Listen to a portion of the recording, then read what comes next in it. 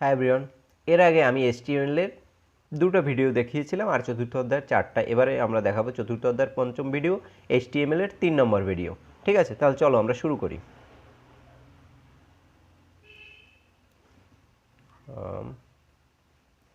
এখানে এই অবধি দেখিয়েছিলাম HTML এর বেসিক স্ট্রাকচার পর্যন্ত, তো তোমাদের মনেই আছে হয়তো। HTML এর ওপেনিং ট্যাগ থাকবে, ক্লোজিং ট্যাগ, এরপর থাকবে হেড, হেডের মধ্যে থাকবে টাইটেল, আর এরপরে হেডের পরে থাকবে বডি। ঠিক আছে, এরপরে আমরা দেখি কি কি রয়েছে। উইন্ডোজের ডেস্কটপে থাকা অবস্থায় স্টার্ট প্রোগ্রাম অ্যাক্সেস নোটপ্যাড ইত্যাদি নির্দেশ দিতে হবে, যেটা আমি তোমাদের শুরুতেই দেখিয়েছি যে তুমি যাবে কোনো একটা ফাইলকে লিখবে, তারপরে সেটাকে HTML কোডে ট্রান্সফার করবে। ওকে, নোটপ্যাড উইন্ডোতে HTML কোড লিখতে হবে। আমি যেটা আগেই বলেছি যে আমি ভিজুয়াল স্টুডিও কোড ইউজ করতেছি, তোমরা নোটপ্যাড প্লাস প্লাস ইউজ করতে পারো, সাবলাইম ইউজ করতে পারো, তারপরে আরও রয়েছে ব্র্যাকেট রয়েছে, যে কোনোটা তোমাদের যেটা ভালো লাগবে। আমার মনে হয় ভিজুয়াল স্টুডিও কোডই বেস্ট। তারপরে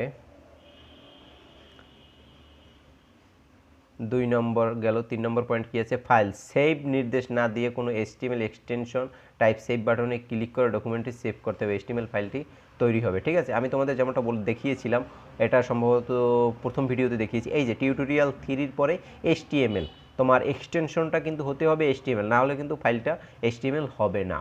ক্লিয়ার? এরপরে স্টার্ট প্রোগ্রাম ইন্টারনেট এক্সপ্লোরার দিলেই পর্দায় ইন্টারনেট এক্সপ্লোরার উইন্ডোটি প্রদর্শিত হবে। এটা হচ্ছে এরকম, তুমি যাবে, এখানে যাওয়ার পরে এটাই ক্লিক করবে রাইট বাটনে, তারপরে এই ওপেন উইথ, সেখানে তুমি ফায়ারফক্স দিয়ে ওপেন করতে পারো, ইন্টারনেট এক্সপ্লোরার দিয়ে ওপেন করতে পারো, গুগল ক্রোম দিয়ে ওপেন করতে পারো, তোমার খুশি, যে কোনো একটা নেট ব্রাউজার থেকে ওপেন করতে হবে। ঠিক আছে, তাহলে পরে রয়েছে ব্রাউজ, ক্লিক বাটনে ব্রাউজে ক্লিক করে সেভ করা HTML ডকুমেন্টটি, যেমন এত এর নামের উপরে ক্লিক করে ওপেন বাটনে ক্লিক করে ওকে ক্লিক করলে HTML ওয়েব পেজটি প্রদর্শন হবে। কীভাবে করতে হবে সেটা আমি তোমাদের প্র্যাকটিক্যালি দেখিয়েছি, সো এখানে বিস্তারিত বলার কোনো প্রয়োজন নেই হয়তো। ব্যাখ্যা রয়েছে কি, HTML ট্যাগ, কিছু ট্যাগ সংকেত ব্যবহার তথ্যকে নির্দিষ্ট স্থানে রাখা হয়। HTML পেজের শুরুতে HTML এবং শেষে HTML লিখতে হবে, মানে ওপেনিং ট্যাগ আর ক্লোজিং ট্যাগ, শেষের ক্ষেত্রে স্ল্যাশ ব্যবহার করতে হবে। HTML পেজের একটি অংশ হেড এবং অন্য অংশ বডি। ঠিক আছে, হেডটা উপরে প্রদর্শিত হবে এখানে অ্যাড্রেস বারে, আর অন্য অংশ রয়েছে বডি। হেডের ভেতরে পেজের টাইটেল লিখতে হয়, যা ব্রাউজারের উপরে টাইটেল হিসেবে প্রদর্শিত হয়। ওকে, এবার দেখো HTML এর পেজ লেআউট, এটা আমি তোমাদের দ্বিতীয় ভিডিওতে বলেছিলাম, যেটা ছিল ওয়েব ডিজাইন পরিচিতির দ্বিতীয় ভিডিও। তো সেখানে বলেছিলাম লেআউট কি এবং লেআউট কিভাবে তৈরি করতে হয়, সম্ভবত তোমাদের একটা কাজও ছিল, তো তোমরা সেই ভিডিওটা না দেখে থাকলে অবভিয়াসলি দেখে নিবে। ওয়েবসাইটে বিভিন্ন উপাদান থাকে, যেমন টাইটেল, হেডিং, প্রধান কন্টেন্ট ইত্যাদি, ফুটার ইত্যাদি। কোনটি কোথায় কিভাবে উপস্থাপিত হবে তার পরিকল্পনা বা ছককে বলা হয় লেআউট। এজন্য তোমরা ক্যানভা ইউজ করতে পারো, তো ক্যানভায় গিয়ে দেখতে পারো কিভাবে লেআউট তৈরি করা হয়, সেখানে অনেক অনেক লেআউট তৈরি করা রয়েছে। ইনফ্যাক্ট গুগলে সার্চ করলেও তোমরা লেআউট সম্পর্কে বিস্তারিত জানতে পারবে, মানে লেআউট আসলে কিভাবে তৈরি করা হয়। ওয়েব পেজকে বিভিন্ন ভাগে বিভক্ত করার পদ্ধতিও হলো HTML এর লেআউট। HTML লেআউট দুভাবে করা হয়, টেবিল ট্যাগ ব্যবহার করে, আর একটা হচ্ছে ডিপ ব্যবহার করে। তো টেবিলের থেকে ডিপ ব্যবহার করাই শ্রেয়, আমি তোমাদের দুটোর ব্যবহারই দেখাবো। টেবিল ট্যাগ ব্যবহার করে HTML লেআউট তৈরি করা, উদাহরণ 2। টেবিল ট্যাগ ব্যবহার করে ওয়েব পেজকে কলাম এবং সারিভিত্তিক বিভক্ত করা যায়। তারপরে টিডি ট্যাগের মাধ্যমে অ্যাট্রিবিউট ব্যবহার করে বিভিন্ন অংশে আলাদা আলাদা ডিজাইন করা যায়। নিচে টেবিল ট্যাগ ব্যবহার করে ওয়েব পেজের লেআউট দেখানো হলো। তাহলে দেখো কি রয়েছে, প্রথমে রয়েছে HTML এর ওপেনিং ট্যাগ, এরপর এই রয়েছে HTML এর ক্লোজিং ট্যাগ, এরপরে রয়েছে বডির ওপেনিং ট্যাগ, বডির ক্লোজিং ট্যাগ, তারপরে রয়েছে টেবিলের উইথ নিলাম আমরা 50%, বর্ডার নিলাম 1। তারপরে প্রথম যে ছকটা রয়েছে এই কলামটার জন্য, এই যে মানে এটাকে বলা হয় সেল, এই সেলের জন্য আমরা কি করতে পারি, টিআর নিলাম, টেবিল রো, এরপরে টিডি, একটা রোর কাজ করলাম, পরে দ্বিতীয় রোর ক্ষেত্রে এই সব। ওকে, তাহলে চলো আমরা শুরু করি।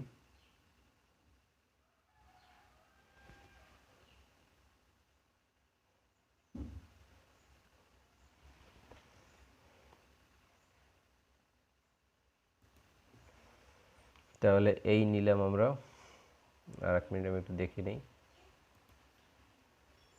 50% বর্ডার 1,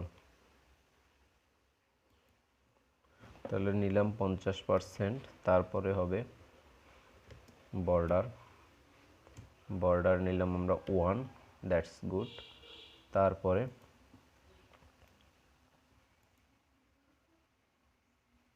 নিব আমরা টিআর,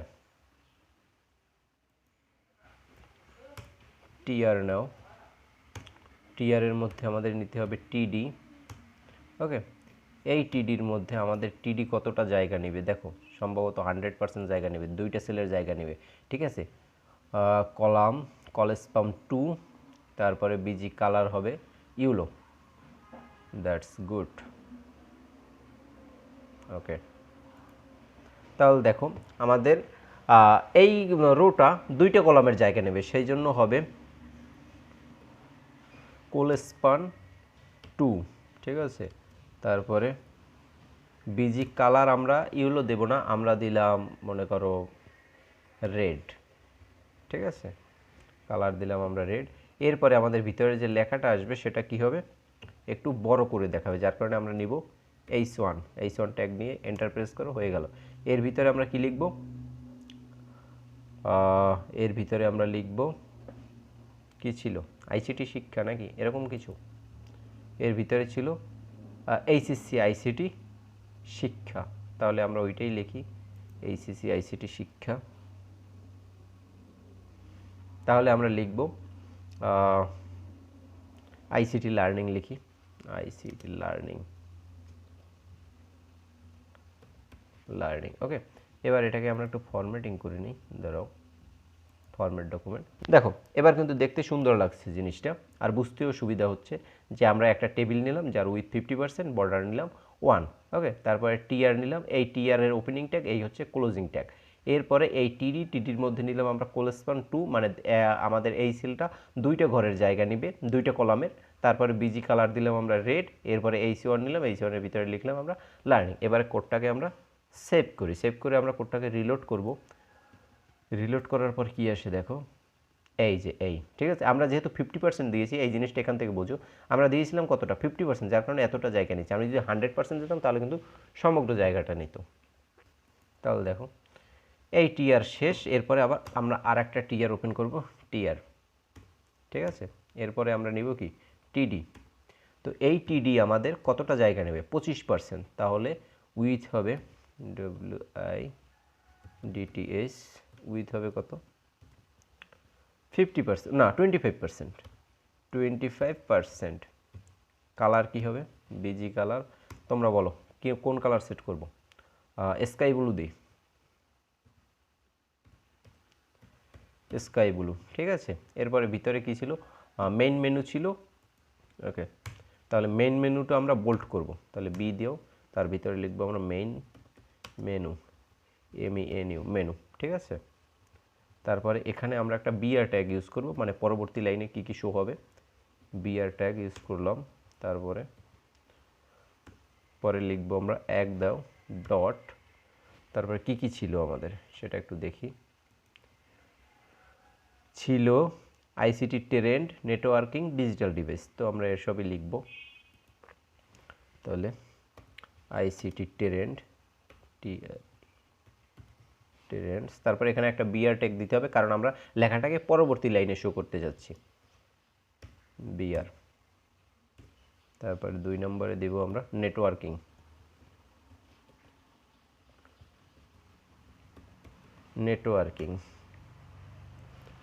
তারপরে 3 নম্বরে ছিল ডিজিটাল ডিভাইস,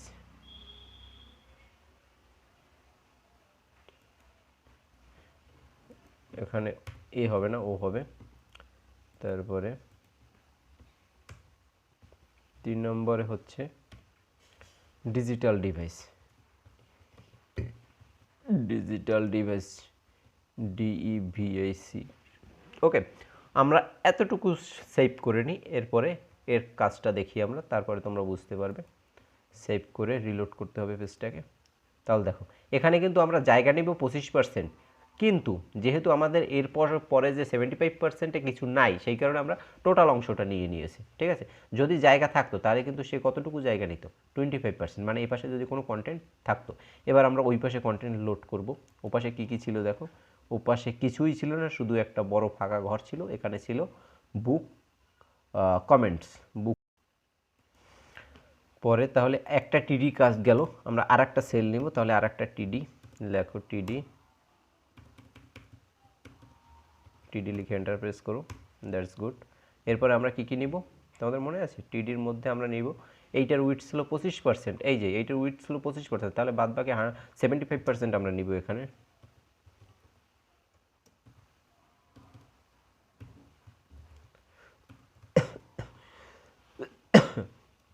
75%। অ্যান্ড কালার কি নেব আমরা? বিজি কালার নাও গেরে, ওকে। এরপরে আমরা নিব টিডির পরে টিআর।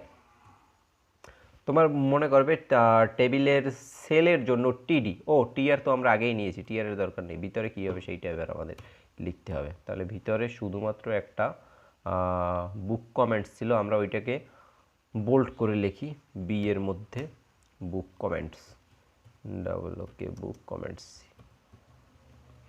কমেন্টস, ওকে। এবার আমরা এটাকে সেভ করি, সেভ করে রিলোড করে দেখি কি হচ্ছে। সেভ করার পরে এই দেখো, ওকে, এইটা কিন্তু রিলোড হয়ে গেছে। বুঝতে পারলে? যখন আমাদের কোনো কন্টেন্ট ছিল না ডান পাশে, তখন কিন্তু এই বাম পাশের কন্টেন্টটা, বাম পাশের সেলটা পুরো জায়গা নিয়েছিল। যখন আমাদের কন্টেন্ট লোড করেছি তখন কিন্তু ডান পাশের বাম পাশের কন্টেন্টটা 25% জায়গা নিয়েছে, আর ডান পাশের কন্টেন্টটা 75% জায়গা নিল। এরপরে আমাদের রয়েছে একটা কপিরাইট রয়েছে। তাহলে কপিরাইটটা আমরা করতে, ও এখানে কোথায় যেন একটা হাইট দেওয়া ছিল 200, হাইট 200, ওকে। তো হাইট আমরা 200 দিয়ে দিই। তাহলে হাইট 200 দিয়ে দিলে এখানে যদি আমরা হাইট দেই,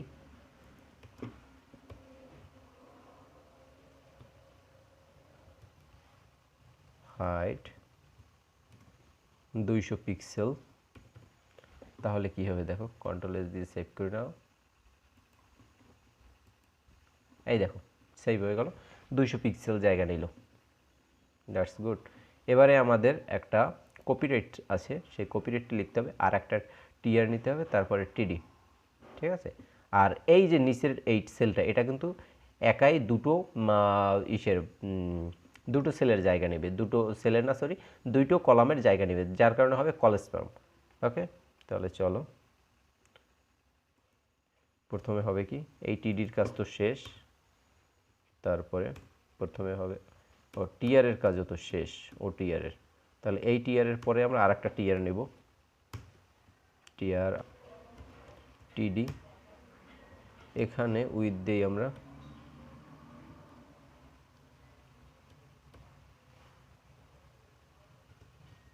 উইথ 100%, আর কালার দিব আমরা বেজি কালার, কি দিতে পারি আমরা, ইয়েলো। আর এর মাঝে আমরা কি রাখবো, একটা কন্টেন্ট রাখবো যেটাকে আমরা সেন্টারে রাখতে চাচ্ছি। তাহলে সেন্টার ট্যাগটা নিয়ে নিই,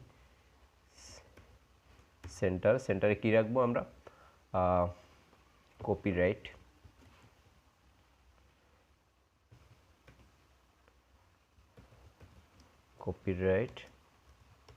তারপরে নিবির শিকদার 2020, এখন পর্যন্ত 21ই আছে। তাহলে এবার আমরা এটাকে সেভ করে নিই, ঠিক আছে। কন্ট্রোল এস দিয়ে সেভ করো, তারপর এটাকে রিলোড করি, ওকে। দেখো এখানে কিন্তু নিচে একটা জিনিস চলে এসেছে, এই যে কপিরাইট এত এত এত এত এত, ওকে। কিন্তু এখানে আমাদের প্রবলেমটা হচ্ছে, এটা কিন্তু আমাদের একটা কলামের জায়গা নেবে, দুইটা কলামের জায়গা নেবে না। আমাদের ওইখানে কোলেস্পাম 2 দিতে হবে, উইথ 100% দিলে হবে না, এখানে দিতে হবে কোলেস্পাম 2 দাও, মানে দুইটা কলামের জায়গা নেবে। এবার দেখবে ঠিকঠাক আসছে, দেখো এবার ঠিকঠাক আসছে। এবার আমি তোমাদের আর একটা জিনিস দেখাই, আমরা টেবিল হাইট নিয়েছিলাম, ওয়েট নিয়েছিলাম কত, 50%। আমরা যদি এখানে 100% নিই, তাহলে কিন্তু সমগ্র মানে টোটাল অংশটা জুড়ে আসবে, পুরো ফুল স্ক্রিন জুড়ে আসবে। তাহলে দেখো আমি এইখানে যে 50% নিয়েছিলাম, এইখানে এই 50%টাকে আমি 100%-এ কনভার্ট করি, ওকে। 1000% হয়ে গেছে, 100% দিয়ে আমি সেভ করে নিলাম। এবার দেখো পুরো ফরম্যাট অটোমেটিক চেঞ্জ হয়ে যাবে শুধু ওই 150-এর জায়গায় 100 দেওয়ায়। দেখো এই, ওকে। তাহলে বুঝতে পারলে তোমরা টেবিল ট্যাগের ব্যবহার। তাহলে এই ভিডিও এই পর্যন্তই থাকবে, এর পরবর্তী ভিডিওতে আমরা দেখাবো ডিপ ট্যাগের ব্যবহার, ঠিক আছে? তাহলে সবাই ভালো থাকো, সুস্থ থাকো।